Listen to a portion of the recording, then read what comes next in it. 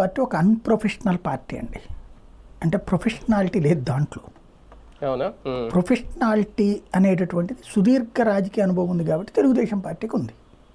అవును. సుదీర్ఘ రాజకీయ అనుభవం ఉంది కాబట్టి భారతీయ జనతా పార్టీకి ఉంది. ఉమ్. కాంగ్రెస్ పార్టీకి కూడా ఉంది. కమ్యూనిస్టులకు కూడా ఉంటుంది.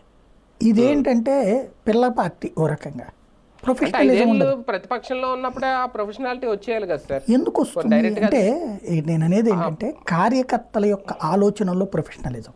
ఇప్పుడు మీరు చూడండి, భారతీయ జనతా పార్టీలో ఎవరెవరో అధ్యక్షులు వస్తుంటారు పోతుంటారు. అవును. కోపాలు ఉంటాయి, తాపాలు ఉంటాయి. వాళ్ళు కోరుకున్న వాళ్ళు అధ్యక్షులు అయ్యారా?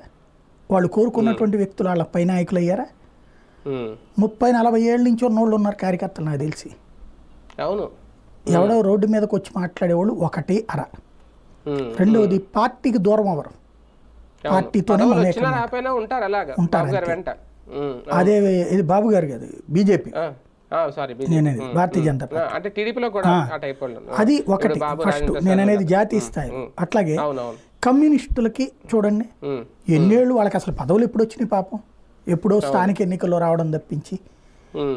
అసలు రాష్ట్రంలో మంత్రులు ఎప్పుడు కాలేదు గాళ్ళు. ఉమ్మడి రాష్ట్రంలో కూడా వాళ్ళ మద్దతుతో ప్రభుత్వాలు గెలిచినాయి కానీ కాంగ్రెస్ కానీ తెలుగుదేశం కానీ వాళ్ళు ఎప్పుడు మంత్రులు కాలేదుగా. అయినా కూడా వాళ్ళు ఎప్పుడన్నా అసంతృప్తితో లోపల ఉంటే వాళ్ళ పార్టీ ఇంటర్నల్గా గొడవ పడతారు. ఉమ్. తెలుగుదేశం పార్టీలో కూడా సేమ్ అంతే ఉంటుంది. అవును. అవును. ఎందుకు ఇవన్నీ ప్రొఫెషనలిజంతో నడుస్తున్నాయి. ఉమ్. వైఎస్ఆర్ కాంగ్రెస్ పార్టీకి జనసేన